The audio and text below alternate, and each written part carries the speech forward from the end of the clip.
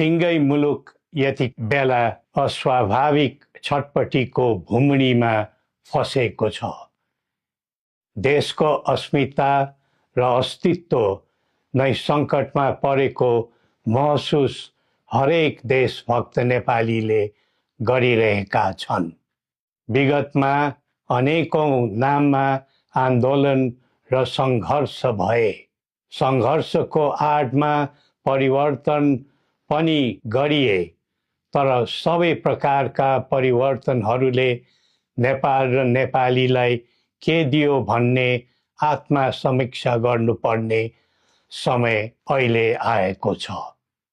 हाम्रो शत्रु विपन्नता र अस्थिरता हो, तर एउटा नेपालीको अर्को नेपालीलाई बैरी ठान्ने अवाञ्छित संस्कृतिलाई हामीले बढावा दियौं, जसका कारण देश आज इतिहासकै सबैभन्दा गहिरो दर्दनाक स्थितिमा आइपुगेको छ।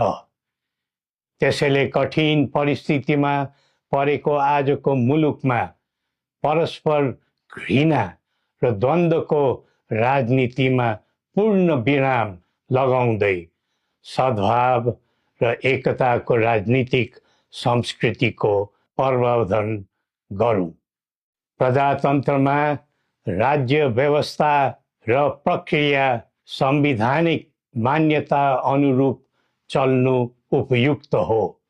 प्रजातान्त्रिक प्रणालीमा प्रतिनिधि छनौटको आवधिक निर्वाचन एक स्वाभाविक प्रक्रिया भए तापनि यतिखेरको आम जनभावना यो छ कि मुलुकमा पहिले राष्ट्रिय समस्याको समाधान गरेर मात्र आसन्न निर्वाचन प्रक्रियातर्फ जानु उचित हुने र निर्वाचन पछि कुनै द्वन्द्व, अशान्ति र खिचातानी नहोस् भन्ने विषयलाई ध्यानमा राखेर राष्ट्रिय सहमति र सबैलाई समेटेर जाने समझदारी बनाएर मात्र निर्वाचनमा जाँदा नै त्यसले सही बाटो समात्ने थियो।